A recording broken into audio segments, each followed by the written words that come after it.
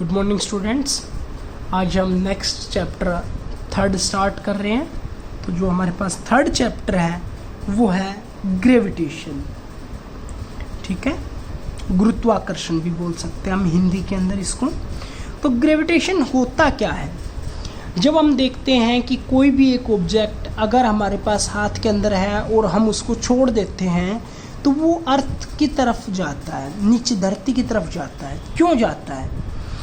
तो न्यूटन्स ने एक हमारे पास लॉ दिया था, न्यूटन्स लॉ ऑफ ग्रेविटेशन। तो उसने यही एक्सप्लेनेशन दिया था कि जो हमारे पास यूनिवर्स के अंदर जितने भी ऑब्जेक्ट हैं वो एक ऑब्जेक्ट दूसरे ऑब्जेक्ट को किसी एक फोर्स के साथ अट्रैक्ट करता है।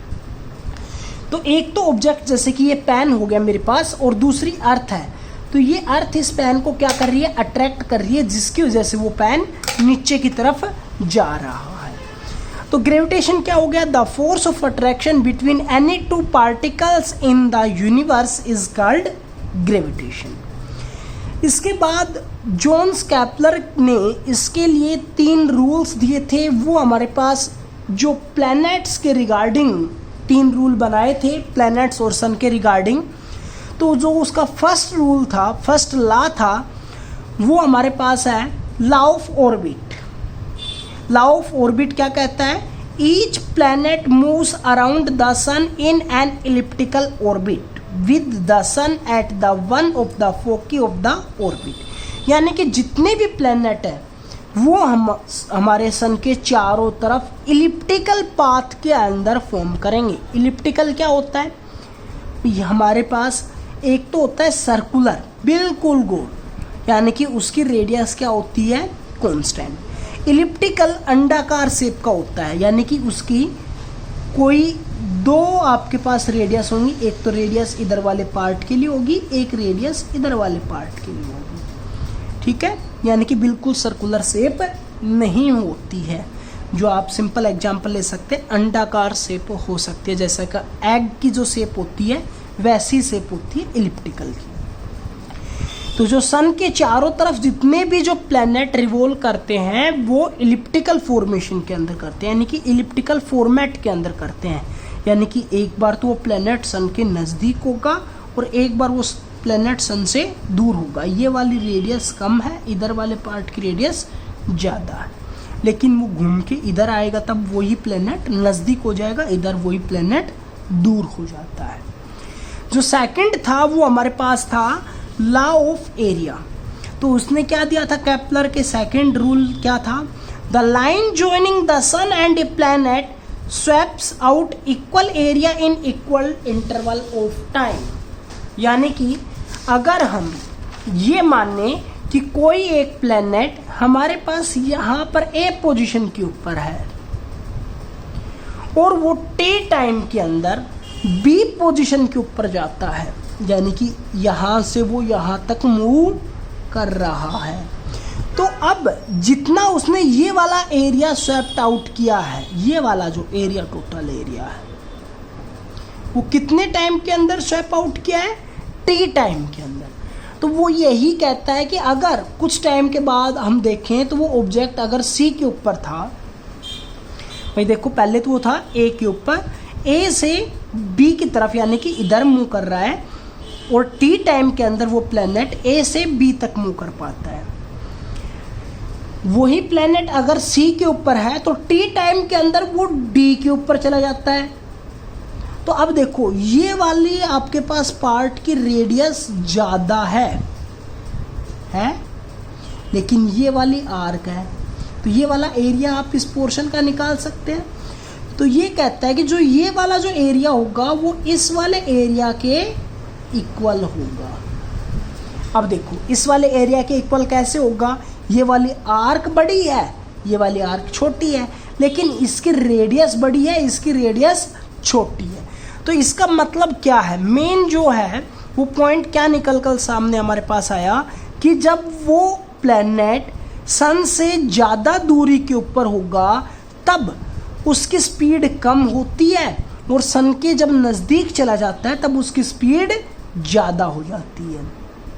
मतलब टी टाइम के अंदर एक बार तो वो ए से बी तक पहुंच पाया और वही प्लैनेट टी टाइम के अंदर सी से डी पर जाता है, तो ये वाला यहाँ पर वो ज़्यादा डिस्टेंस कवर करता है, यहाँ पर कम डिस्टेंस कवर करता है, लेकिन टाइम तो सेम है, मतलब यहाँ पर उसकी स्पीड कम होगी, यहाँ पर उसकी स्पीड ज़्यादा होगी। लेकिन जब हम एरिया स्वेप्ट आउट की बात करते हैं तो दोनों ही एरिया स्वेप्ट आउट क्या होंगे, हमारे पास इक्वल होंगे। जो हमारे पास थर्ड रूल था वो था लॉ ऑफ पीरियड का। The square of the time taken by a planet to complete one revolution.